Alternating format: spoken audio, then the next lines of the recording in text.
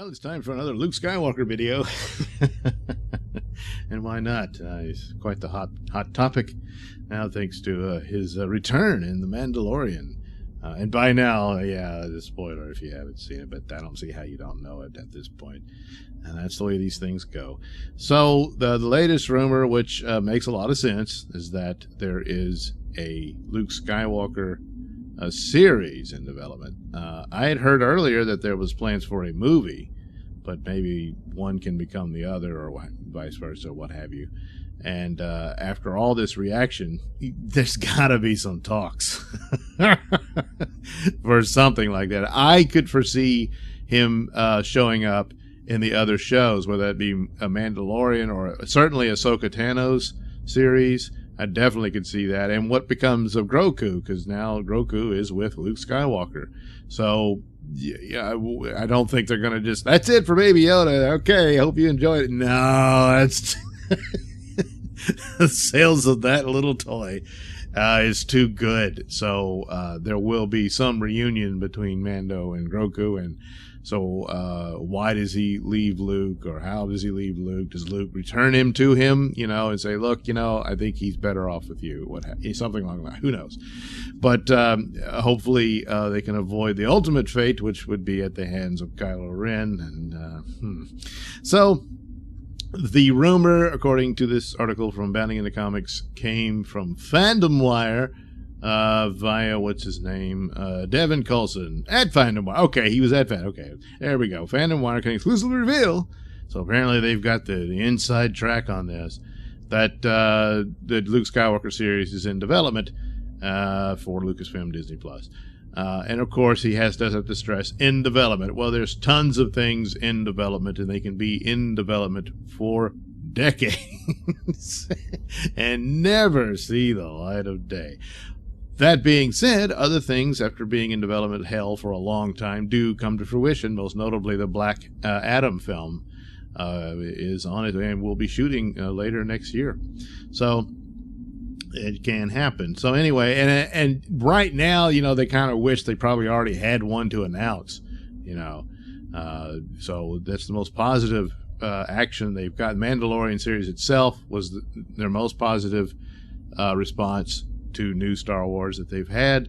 And now Luke Skywalker showing up in it is just, all this excitement and stuff. So just, bottom line business movies is, all right, I want more Luke Skywalker. So, well, how do they do this? Well, there we go with the options they have. So, for a while there, it looked like Mark Hamill was pretty done with the series and pretty upset with how things went.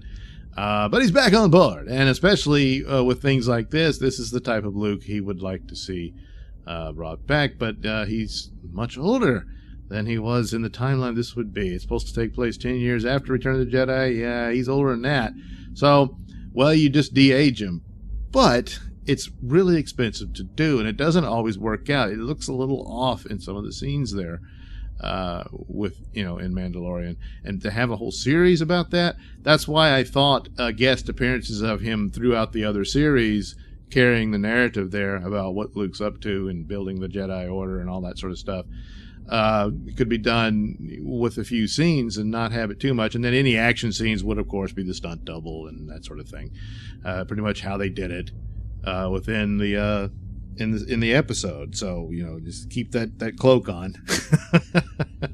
And there you go. But the other option, of course, is Sebastian Stan. This has been talked about a lot. Hamill and Stan themselves have joked about being father and son and all that sort of stuff, but he does bear a striking resemblance to Hamill, and with a little makeup and stuff for the show, he could pass for Luke in that time period, and that could work. Had they done this at the beginning, at the outset, when they were doing their standalone films, or anthology films, I guess, Rogue One and Solo, there should have been a film detailing Luke's life there, especially with what appears to have been their plan, which failed flat and was dead on arrival. So bad. But the big problem about Luke Skywalker in Last Jedi is that it just doesn't fit at all. It's terrible writing. How would the character get there? If you watch the original films, you really got to explain that. They don't. This brief scene where he considers killing Little Ben Solo. Come on. And, well, he had a vision of it. And after what he went through with Darth Vader, he's not going to risk everything to save his nephew. When he risked everything to save a man he really didn't know. Certainly there was love there, but it was love for the idea and what he believed he could be, and then he sensed the struggle within him and all this compassion he reached out for this, but all that, okay. But good Lord, his nephew, he doesn't give him a chance at all, because he saw the future where he slaughters the school, and he's horrified, so I better just kill him now. No.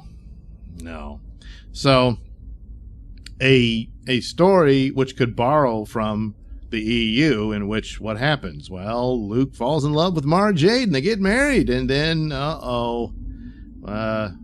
Solo's son turns to the dark side and kills her.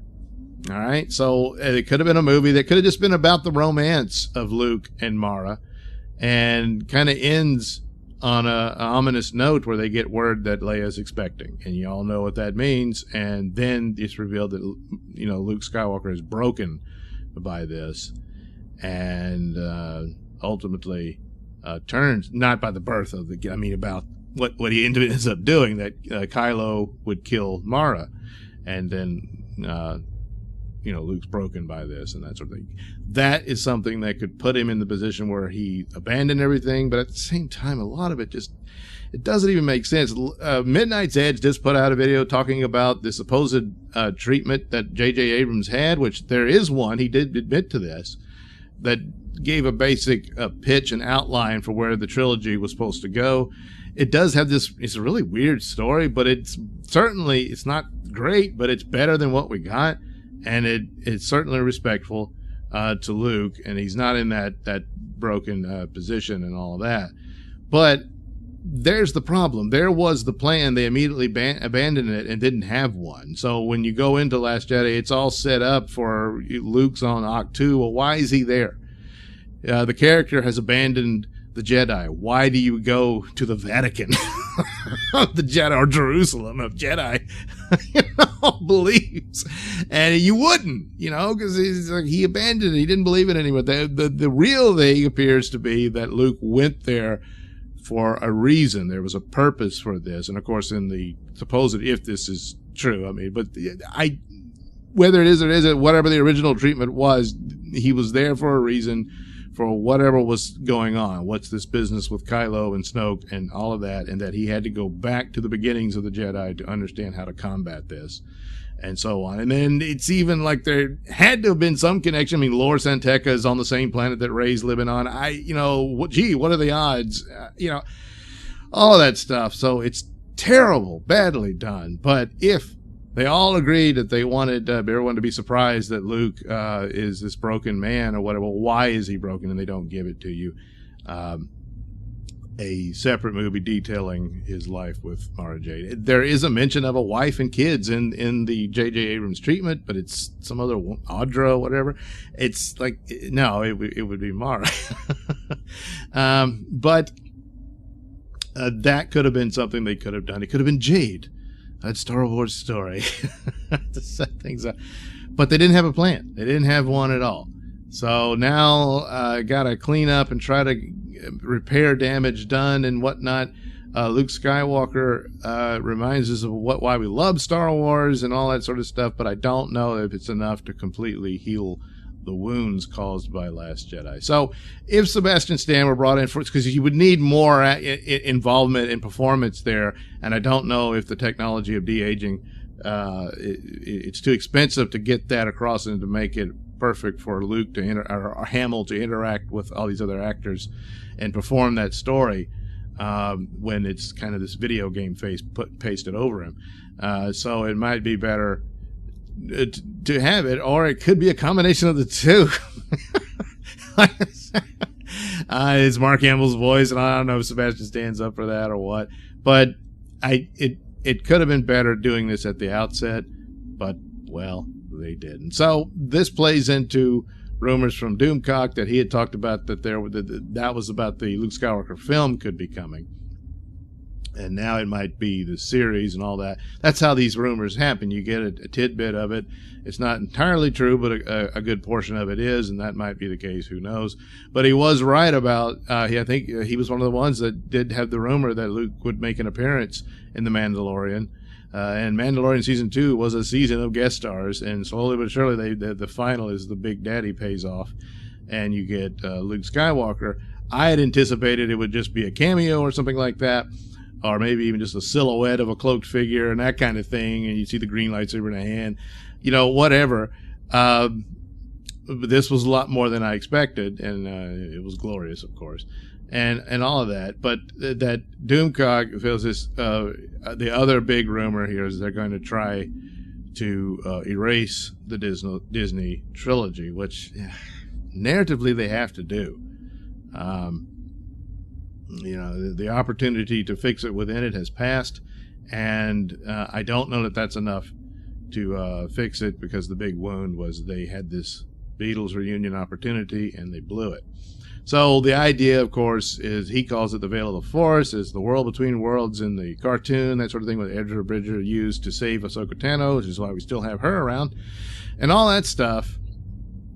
So it's there and available, but the details of it that Doomcock talked about was that there is that scene where Rey meets her evil self in the ruins of the Death Star, and it's this room full of mirrors, and he says that's what it is. That was Palpatine's access to that, and so of course Palpatine had the ability to foresee things. Within the context of Return of the Jedi, you have to believe that but Darth Vader was countering that, where because there's that scene where Palpatine's kind of surprised that Luke Skywalker was on Endor, and he said, I didn't feel him, but Vader did, and so that's why his forecasting is not as good as it was previously. But there again, contingency plans from Palpatine do make sense. I really like the idea that was in the Trevorrow version, where it was just a tape of him warning that if he had died.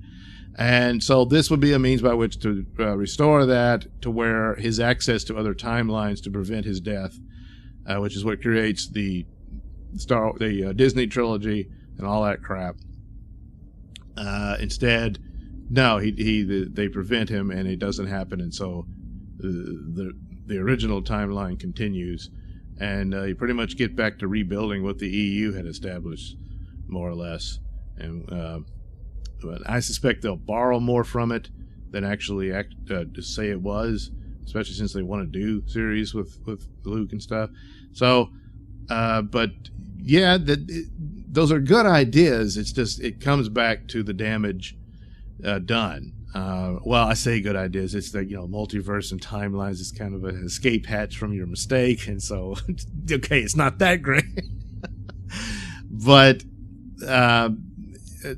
Disney trilogy is radioactive, and you just don't want to approach it. It did terrible damage, and that's the fault of writers and producers and Kennedy and Johnson, and that it's not the fault of the cast. They kind of got screwed over too. Rey never got a story. It was a bit of a bait and switch with Boyega's character, Finn, and it really treated their own characters while at the same time trying to say they were trying to make them better in the new direction and whatnot, and yet it was all very empty. So anyway, yes, I do believe in some form or fashion this is true, that they're going to want some kind of Luke Skywalker involvement, if not a film or series of his own. It stands to reason. However they are intrigued to do it, I would be fine with Sebastian Stan doing it. But I can understand at this point people are so very angry. And even with this Returns, a lot of people say, yeah, that's nice, but I'm done. I'm not coming back, because there's a lot of things that you can't undo it. It's been done. So yeah, I think in some form or fashion there will be more Luke Skywalker for Star Wars. Thanks for watching and listening. Say, while you're still here, why not like and subscribe and share with your many friends? Yes. Also, check out my mini stores in the link description below. Yes, where you can get t-shirts, hats, mugs, all those goodies with my artwork on them. Oh, yeah. And head over to indieplanet.com and pick up a copy of my comic book, Night Night. Oh, yeah. You can also catch me at my podcast, Mr Nailsin Show, on RadioMisfits.com. And you can also watch my videos on BitChute.com and now on Rumble.com. Oh, my goodness. So many places to watch me and my stuff. Oh, yeah. And if that's not enough for you, well, you can follow me on many social media platforms and say hi to your old pal, Mr. Nailsin.